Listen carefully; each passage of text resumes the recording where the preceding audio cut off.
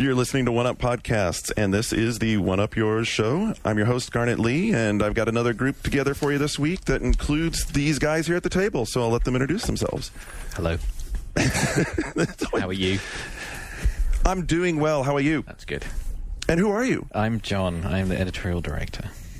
He's our regular guest host now, or side. Have I been elevated to guest host? I don't think that's called a sidekick. Sidekick. You can't really be side. I mean, I feel awkward calling you sidekick, though. That's all right. Okay. Yeah. All right. So he's the official sidekick.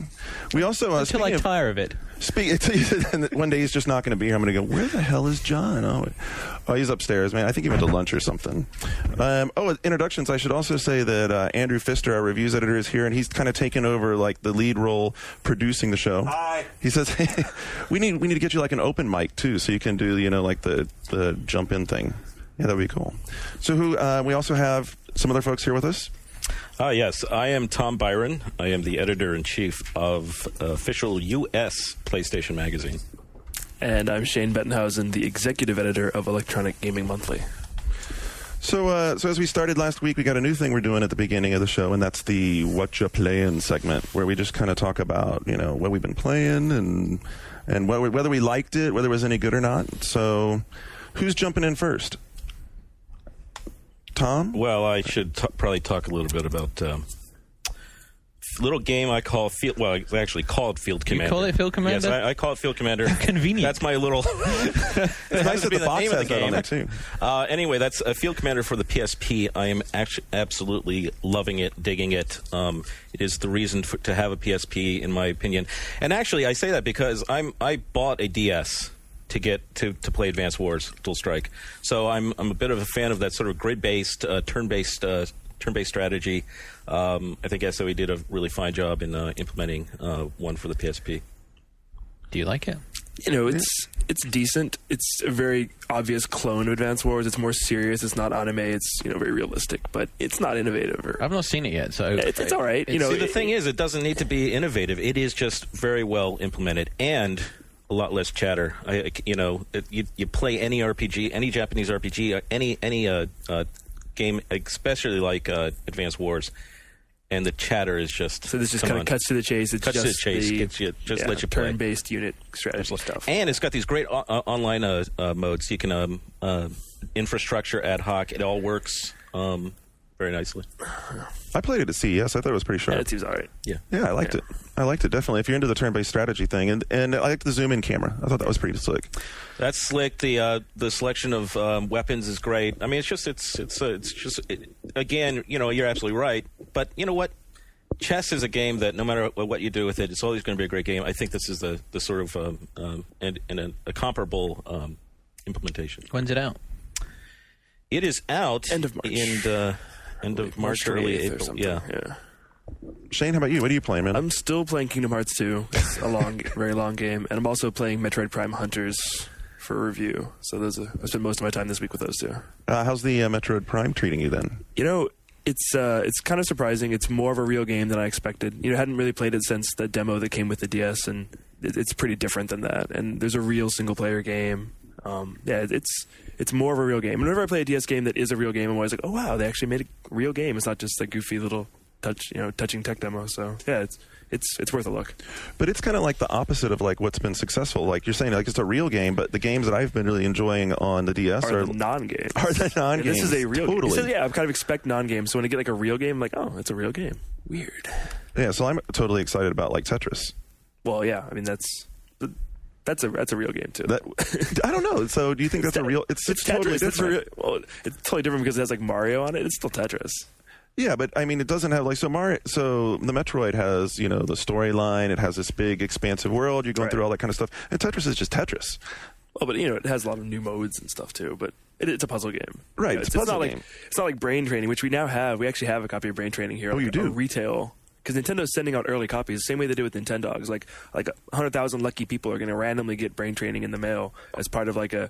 It's the same thing they do with Nintendogs. They start like this grassroots movement to get people talking about it. Oh, that's cool. I think those are going out soon because we got ours. And Jen, our managing editor, she's been like, ferociously holding on to this thing. But I'm going to take that from her this weekend. Oh, I totally have to check that out. Well, after I check it out. That looks very good.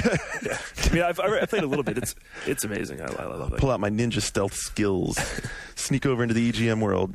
John, you been playing anything that? I've been Clancy'd up this week. Yeah, me too. I've been helping CGW out with Rainbow Six Lockdown on PC. I heard that it wasn't any good. It's awful. Oh, okay.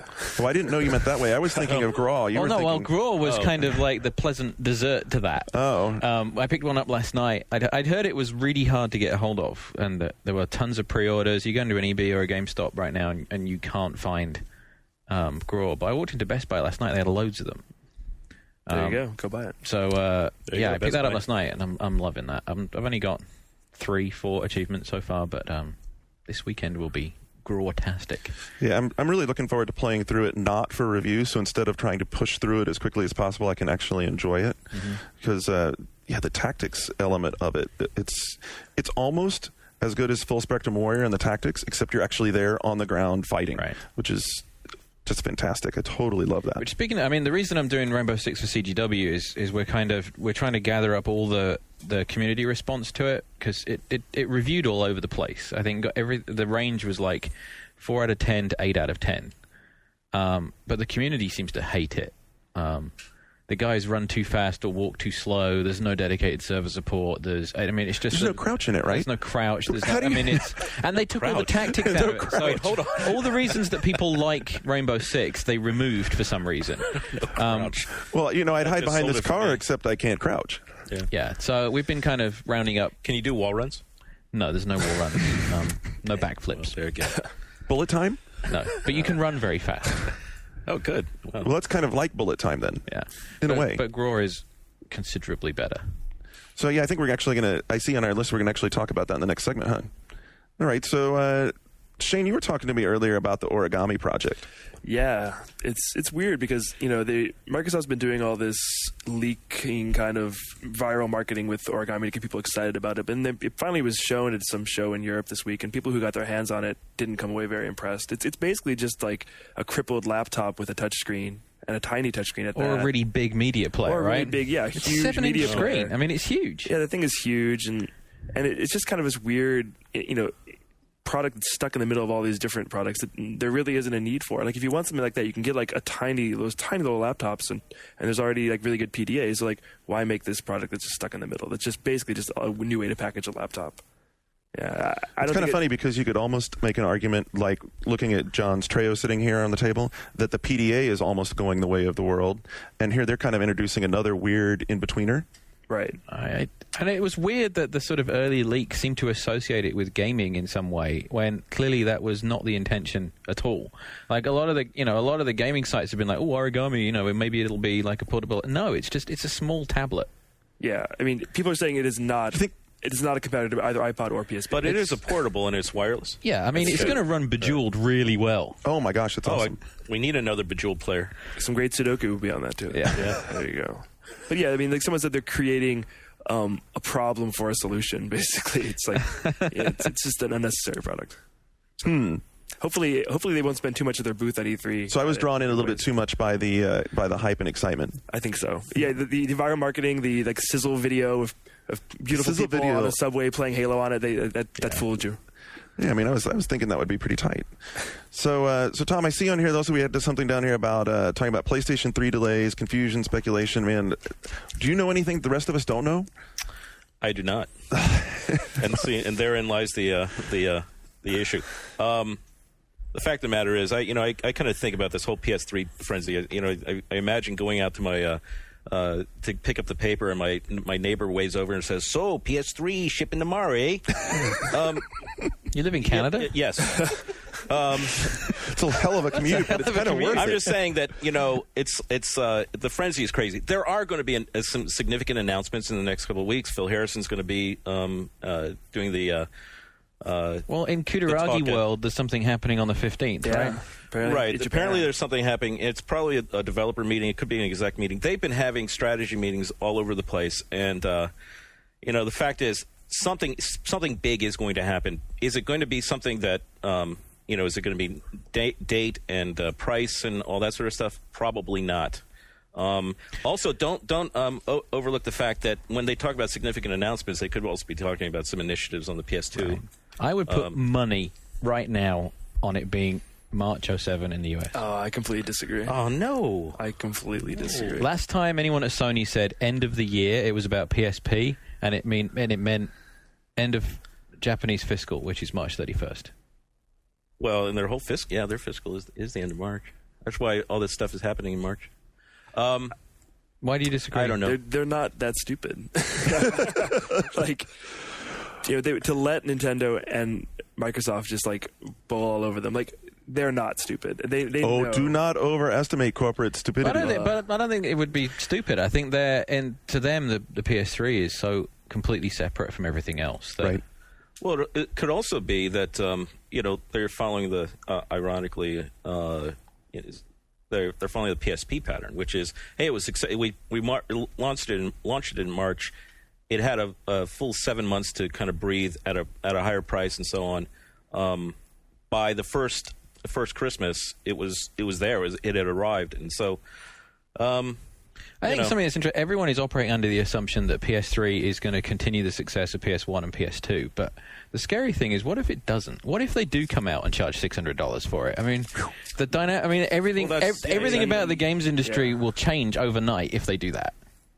Well, they come out at 600 in March. They're going to sell through that first million or so. But these days, the first million is irrelevant. Unless you're Gizmodo. Yeah. I mean, I think people do need to prepare. I think people do need to prepare for it to be more expensive. But I think even at $600, it'll be a huge success. So carrying your thought out, John, what would be so if they did decide to go in there at the high price point and wait till March, what would be that big shift? What would be the biggest impact? I think the assumption is that we're all safe under the coddling that the PlayStation will carry the market. And I think we've had 2 generations now where that assumption is made.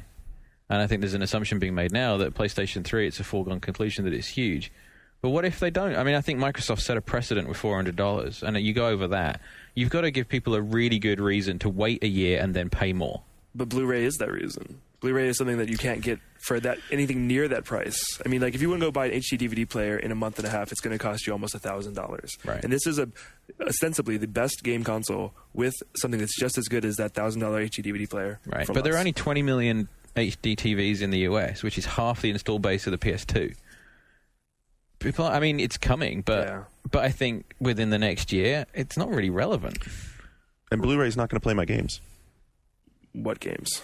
What do you mean? I mean, Blu-ray's not going to have a tremendous impact one way or the other on what the game is that goes on the screen. Yes, it will. How? It'll have a huge impact. You don't think that having like 10 times as much storage space is going to affect the game? Yeah, I mean, it's a 25 gig disc. They're already filling Xbox 360 discs. I've heard developers complaining that it doesn't have enough space. Right. Although there was some misinformation on that. There was the misinformation that Oblivion wouldn't fit on a DVD, and then when they finished it, it's 5 gig, which is half of an Xbox 360 DVD. So, I mean, I don't think it's quite at crisis mode yet. Right. But like, Metal Gear Solid 3 for PS2, they had to cut stuff out of that to fit on a DVD. Right. Okay, but to that point, I mean, I can handle multiple discs. PS2 DVDs aren't DVD 9s though. Or some of them, it can do them, but there's not many of them that are. But I think with the whole PS3 delay speculation, everyone kind of like wants Sony in like some fantasy world to screw up and not be on top anymore. But they're a smart company; they've been doing this for 10 years. Like something major and cataclysmic would have to happen in order for PS3 to not win the next generation.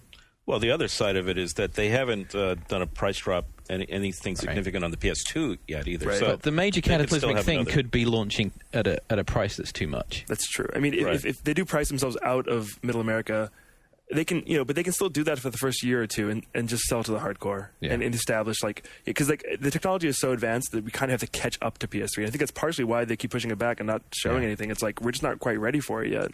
I don't know. I'm not buying into the argument that there's going to be a huge a visible difference between a 360 and a PS3. I think the best looking PS3 games will look noticeably better than the best looking 360 games at E3. More so than Xbox versus PS2 this generation? Yes.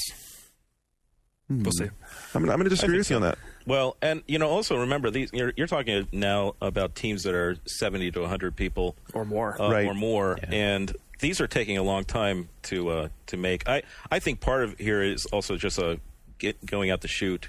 I also think the technology is starting to become irrelevant. I mean, it's to what Kojima talked about a little while ago in OPM. It's all about artistry. It's the tech is so good now that I mean, there's great looking stuff on 360 that is just presented in a bad way. Right. It's the same reason that Resident Evil 4 on GameCube looks better than a lot of 360 games. Yeah. It's the artistry. It's the amount of time and effort put into the game. Yeah. Well, I was at Neversoft last week, and they've echoed what a lot of people talked about, which is just their big worry is that the size of teams and managing that and so on. So making those big teams, filling a Blu-ray disc, this is going to take time. So I mean, March isn't impossible, but I'm still holding to November 22nd. You've heard it right. I like that. November 22nd. I think the big thing at E3 is like the gulf of difference between the best looking next gen games and the average looking next gen game is going to be huge. I mean, if you look at right now on 360, look at Gra, and then look at Dynasty Warriors. Oh, that's it for is sure. Literally night and day. One of them looks like an impressive next gen game. One of them looks like a crappy PS2 game. Right. But that said, 360 does have a secret weapon that we saw last night. We did. That is the ultimate secret weapon, isn't it? Rockstar to the rescue with table tennis. It's actually Rockstar Games presents table. Rockstar Games presents, and it's running on the Rage engine. Did you hear that? It's a new original engine. The Rage engine. Yeah. Also, that's sort of like executive produced by Steven Spielberg. Sort of thing? No. This is made by the people who make Midnight Club. No, I mean, is it the equivalent? I mean, that's the way they're presenting. Well, they're it. Rockstar Yeah, Games. okay, They got it. present. We wouldn't even be talking about it if it wasn't Rockstar. Yeah. Come on. We certainly wouldn't be going to sweet parties for table tennis from anybody but They Rockstar. present. They What rep- the hell are they thinking? They're thinking this is a vanity project. Okay, this is a vanity project, and Microsoft needs games so badly that I think this there we is go. Rockstar giving the biggest finger to everyone that's ever criticized them ever. It's like, you don't like us? Well, fuck you. You can't say that word. You shouldn't say that word. But That or even better, like they're trying to get like the no. church groups to buy a family game right. from them. It's like, oh, we make Grand Theft, but we also have ping pong, our children's line. children's line. It's a good PR. It's a good tactic. Could Yeah. work. yeah. Hey, you don't have to play this. We also make these sort of things. And Yep. And I'll jump out there and say I think it's fun. I mean, I think it's not fun it's too. not deep. It's not a full price skew to me by there any you go. stretch of See? imagination. It's fun. It's quality. Yeah. I do think that the pricing, You've already been taken by the spell. So Yeah. the 360 pricing structure is damaging though, because this thing I is agree. going to be $39.99. Right. And that's the low end price on How much? 360. I mean, how much would you pay for it? Yeah, so we were talking about that earlier outside. It's a $30 game to me at most. It's a I like $30 game. I like $19.99. 19. Yeah, you'd but- they'd sell loads of them. but they can't. Right. That's sucks. That's pretty tough. Yeah. That's definitely tough. It'll still sell though. It's a captive market. I mean, you can release anything. And Oh, 360 owners now are dying. Yeah, they are. They are. What are you going to pay for a Guitar Hero sequel or add-on? Just the disc or within the guitar? I don't know. Have they said how that's going to work yet? We'll find out. They just said there was going to be like 7 of them or something. Right. Right. So they got to be like append discs, but those have never worked in North America. Yeah, Konami said they were going to do that for karaoke, but they ended up doing in standalone. Europe, big, Sony did the SingStar series, which was their karaoke series, which was genre based. I think that's kind of the model that Red Octane's looking to. Right. So you can buy the metal Guitar Hero. Which I'm so all over that. Yeah. The real news on Guitar Hero 2 and beyond is coming out very soon, so keep an eye on one. Yeah. Yes. All right. So I think we're going to take a quick break here, and when we come back, we're going to get into a little more editor roundtable. And we're back. We've changed out one seat here. Tom's left us, and now we have Kathleen with us. Say hi, Hello. Kathleen. Hi. She's Hello. up. She's down from EGM because we're going to get together now and talk a little bit about the so what we're calling kind of the 360 relaunch, because there's a slew of games all of a sudden coming out. Four games is not a slew. Okay, four games is a think slew it's when gotta you be haven't had 7. any, right? That's true. I mean, hey, if you own a I 360, have a hunch that Shane doesn't like the 360. I like oh, I like the 360. troll bait right there. Just toss it out there. I've played a lot of Geometry Wars on my 360. You are Yeah. such a Sony Yeah. fanboy. I'm a fan of games, and I go where the games are, and the 360 is not Yeah. where the games are. I'm going to agree with Shane there. So you didn't like Project Gotham? I gave it an 8.5, 9. So It's a good game. So that's a great game. And so what about this new group then that's coming out? We've got Ghost Recon, Burnout, The Outfit, Oblivion, Rumble Roses. One of those games is good. Rumble Roses? You think? I didn't say which game was good. I know. which I one. like Rumble Roses. I like Rumble Roses too, but it's not like a AAA must-have game. I was really surprised Triple X. at Triple X. how boring the outfit was. You mean Army Men? Oh, Yeah. Oh, I you was, didn't just go I there. was expecting more from it. I downloaded the Why? demo. And, Why? well, I don't know. I don't know. I just had high hopes for it, and I don't know because I'd not seen any of the previews. I just saw yeah. the stuff that was written about it. I thought this might be interesting. I sat through the hour that it took to download the damn thing, and it's rubbish. Yeah, it's Army Men. I mean, it's some people might enjoy it as kind of a fun little tiny game, but it's nothing you care about, really. Sorry. Look, I got to say that I've heard that about the demo, and I think the demo did not do a good job because I watched Skip play it, and it's better. It's better than bad. It's definitely better than bad. No, it's not bad. But the 360 does not need some decent games for its relaunch. It needs AAA must-have games to make people spend $400, not a decent remake of Army Men. It's World War II. It has Nazis. World War II? They finally made a game about World War II? I know. Where can I get it? What is it called? Apparently Best Buy, because EB will probably tell you they don't have anything unless it's pre-ordered. But so wait, what else was on your list? Oblivion. Well, okay, so how did you? Yeah, so let's go back to that. How did you only have one? Well, I'd say of those games, Gra and Oblivion are the two to care about, but Oblivion is kind of a niche title. It gets treated like it's for everybody, but it is a serious, deep, hardcore RPG. And your average gamer doesn't have the patience for that. But people who are into it, that's really cool. It's a huge game. They're going to enjoy it.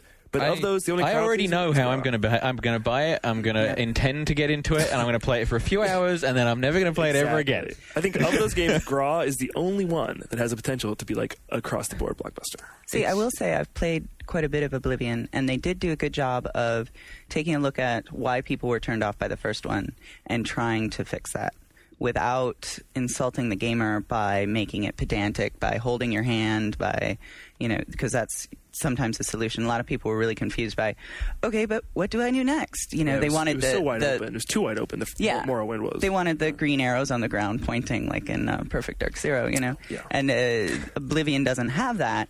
But at the same time, it's definitely easier through the journal. You can select your quest. There's a what's it called? The compass. You can warp around too. You can warp around really quick. There's no more silt striders, which was really annoying. But there's a compass that will update according to your quest journal. It's easier for people who were kind of turned off by the. So I'm just supposed to go kill this crab now and pick flowers. Exactly. It's a flower picking game. I don't get that. That's World of Warcraft right there. World of Warcraft herbalist. Well, that's good to hear. But I think there's mining. World of Warcraft's kind of changed people's expectations from a role-playing game, I think, as well. I think that's something that Oblivion is up against. I mean, you talk about that and I'm like, oh no, I don't want to play it. But I think WoW is sort of dictated expectations for the genre. But why would you want to play it offline when you could go play the same thing essentially online? Because there are some people, because there are other people. I think a lot of people are turned off WoW because they don't want to be doing whatever it is that they're doing in front of the world, Okay. I mean, I'll buy that. I guess the thing that comes up to me from listening to Kathleen is... That sounded dodgier than I meant it to. I don't like people. Well, dodgy or not, it's probably right on target. So, I mean, that's probably I think some people, accurate. Especially for RPG people fans. are craving that sort of singular quest. Yeah. Which was the problem with Morrowind, is it wasn't a singular quest. It was, that's what I wanted to get here's to. a world full of stuff. See, for me, I sure as hell have times when I want to sit down and just play the game by myself and enjoy a good story. And Morrowind, I tell you what, I never got drawn into that. I tried twice. It never did it at all. So I guess the question coming back is, those are nice things, but do they matter? Is there anything to get hooked into? I think so. Yeah, definitely. I mean, they give you the choice. I love games that give you a choice. They respect me enough to think that I can make decisions.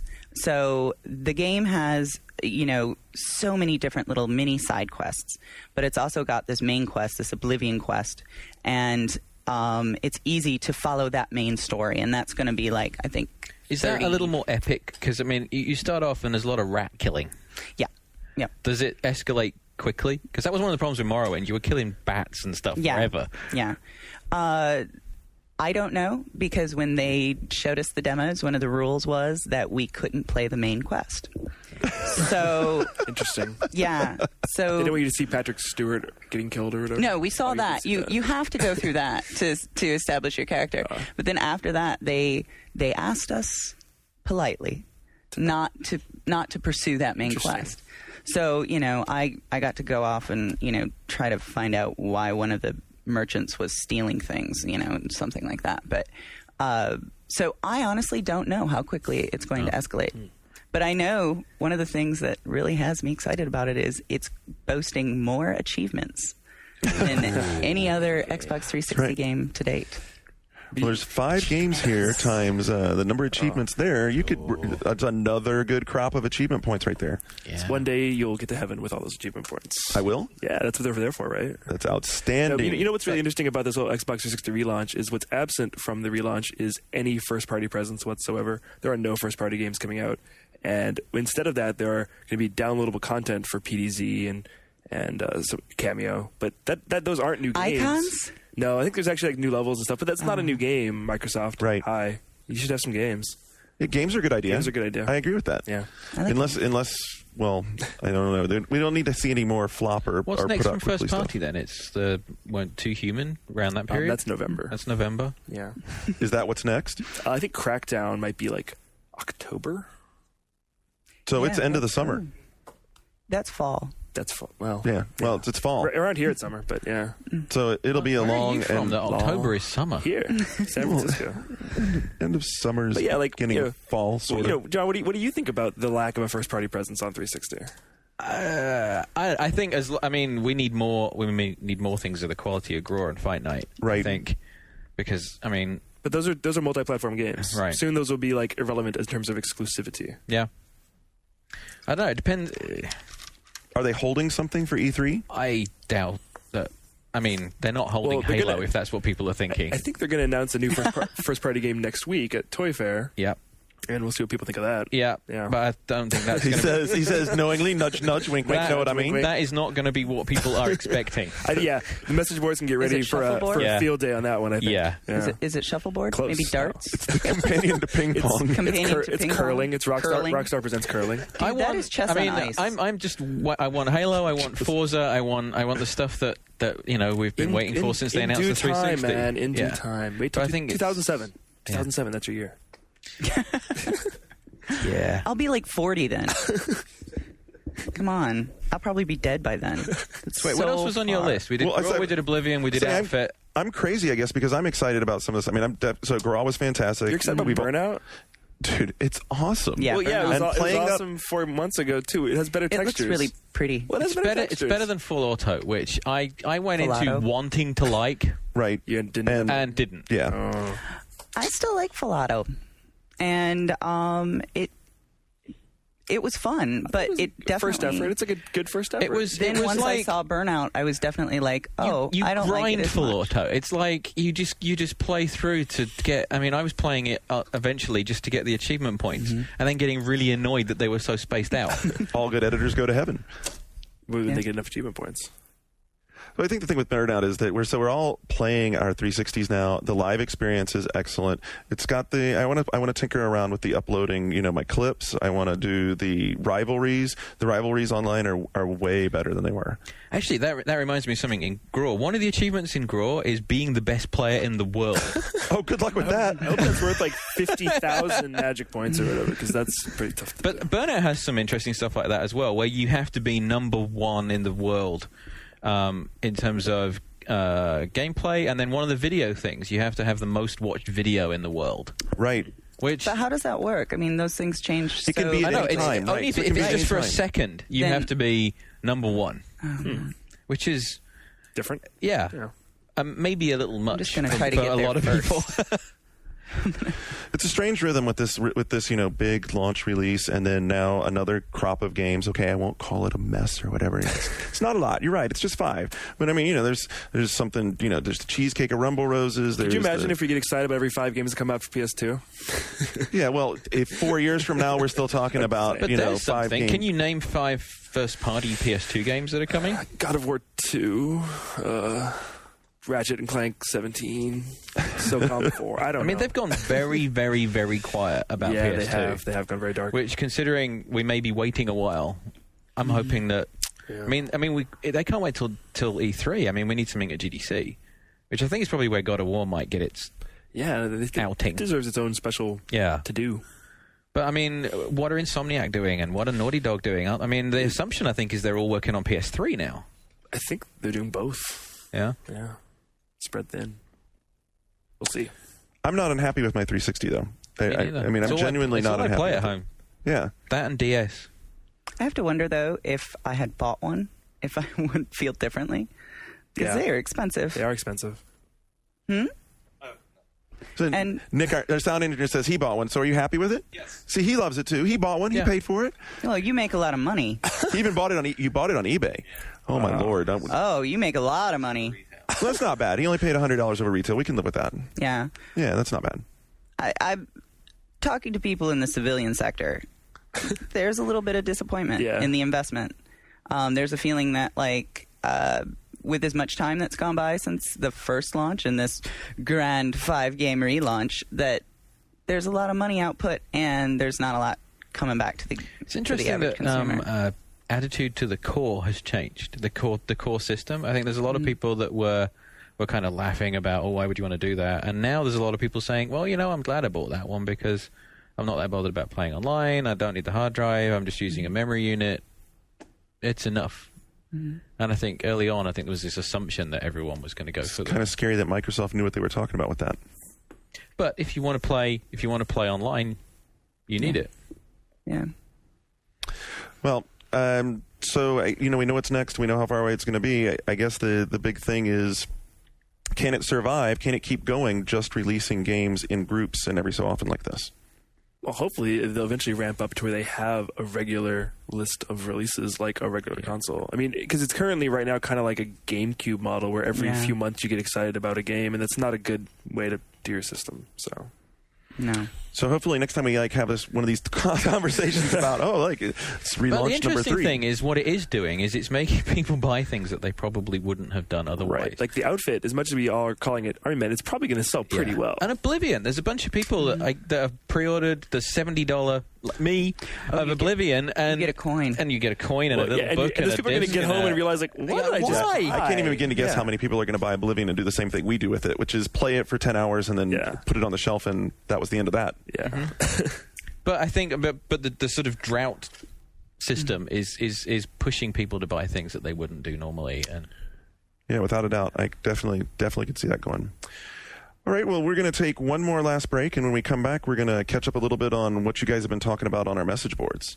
And we're back, and now joining us, we have Kimi Matsuzaki, our community manager? Manager, yes. Almost said editor. I manage I don't the know how you would community. edit the community, although you might want to edit the community, huh? That'd be Well, I nice. do sometimes, on the message boards especially. So I want to bring you in because since we have Shane in here, we have to go back and talk about this whole Xbox Live thing, Shane. Of course, because I think, I'm on the message boards all the time and I see what they talk about. So when I saw that people had actually signed up for OneUp just to talk about what Shane talked about on the podcast, I had to tell them about that. I was pretty surprised, actually, to see the responses, because a lot of them were really long and well thought out and articulate, which is not what I expect from the cesspool of idiocy that I They wrote you think essays. message boards usually are. that's They going to love get you some that responses much. right Wait a there. minute. You just called our audience a cesspool I didn't of... say your message boards, but like message boards in general. Oh, okay. Are just a bunch So of... that's just the GAF kids. No, I'm not saying about any message board. You're just saying the GAF kids since it's particular, not but ours. no, I was impressed, and it showed me that the OneUp users are actually, I'm going to refrain from having opinion about our message boards because we just came off of maintenance last night. Aha. And yeah. So you're not ready for it to break? Well, let's see. Maintenance normally fixes things, but But not yeah. always. Right, so we got to go back to this whole Xbox Live thing. I was on the, it's totally worth it. You were on the, no, it's not worth it. We saw the arguments.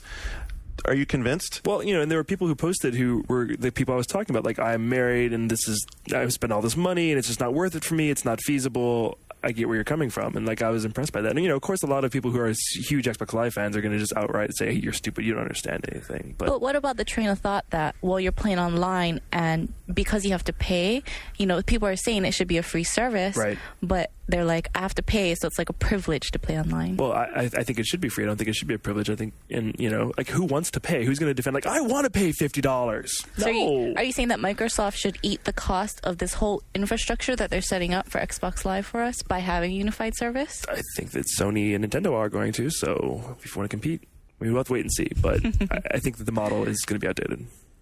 You see, and I still have to disagree, because if you're spending any amount of money to have a broadband connection, $4.17 a month, that's nothing. That's nothing. Why do you care about spending $4? I mean, what's $4 a month? Do you smoke? If you're 13 years old and you have to have an allowance. If you're 13-year-old and you have an Xbox 360, I guarantee you, mom and dad are paying your live. You know what I'd rather? You're not like, you know what I'd rather pay than $4 a month? Nothing. Like, your argument is like, oh, it's only pennies a day or whatever. No, like, why not be free? I'm spending $60 for your game. You're my saying argument you can't take $4 from that. I get my $4 worth out of it by having the unified architecture, by having the achievements, by having the ability to page people from one game I think to there's another an game. extra thing as well, is that if you're paying, I think there's a level of expectation from Microsoft that you can demand in terms of service. Right. That if it's free, you just can't. Well, I mean, I've dealt with the Xbox Live customer service before, and they were unable to help me. You know, and I Really? was paying for it. Yeah, like, so. I think it's funny that I was talking to someone recently, and they sort of dish out arbitrary points for buying things. Like, Really? it's like, oh, you lost your profile. Well, have 250 points. So it's like, here, have $4 for, you know, For your inconvenience? For your they give you inconvenience. points? Wow. That's bizarre. I need to go Because call. a friend of mine had been playing Call of Duty and he was tried to transfer his profile and called them and said, is this going to work? I'm going to do it while you're on the phone. If they don't, and they, yeah, it'll be fine. It'll consolidate your profiles. And he pressed the button and lost everything. And he goes, okay, I just lost all my gamer score. So they're like, oh, here, have some random number of points for the marketplace. Who cares how much time you spent getting those Right. achievements? Have some points. But you know what's going to be a really good conversation, Garnet, is after GDC, after Phil Harrison of Sony gives his talk about their plans for online service, then we'll have something to talk about. Something real. Look, I totally agree with you, but I don't see how Sony can equal what Microsoft is doing with Live and give it away free. Maybe if For one Microsoft thing, wasn't Sony doesn't have the losing money. maybe if Microsoft wasn't losing $1 billion every year on Xbox, then they'd be more willing to give this to us for Microsoft free. could lose $1 billion in their sleep and it wouldn't hurt them. Sony is so far into the red right now that they are actually there are analysts who've said, well, we don't know if PS3 is actually going to be able to be produced because they may not have the money to make the thing. Now, I think that's ridiculous. that's ridiculous. I think it's Yeah. ridiculous. completely But the fact ridiculous. that there are even analysts who would say that points to the fact that there's no way Sony's going to foot the bill for a big online service. Other aspects of Sony's business might not be doing well, but their PlayStation division is doing fantastically well. And like, you know, just because But they're a TVs big- aren't selling or something doesn't mean they can't offer a free online service. But see, if you're going to make a comparison, you know, Microsoft has been in this business of providing Xbox Live for how many years already, which means they're already how many years ahead of Sony. And Sony is only now going to come in the game and provide some kind of unified service. Microsoft is already way ahead of them. And right now, all they need to do is make improvements. I mean, what are So the bare Sony's playing a essentials, catch-up game. really? I mean, the bare essentials are unified login. Yes. So that you are you in every game as opposed to different versions of you. Friends lists. Friends lists, Messaging. being able to message, and potentially some kind you unified billing thing for if you do want to buy Marketplace. things. Or, yeah, a marketplace. A marketplace type thing. Yeah. But beyond that, That's all you need. that's the bare minimum. I think they can do that for free.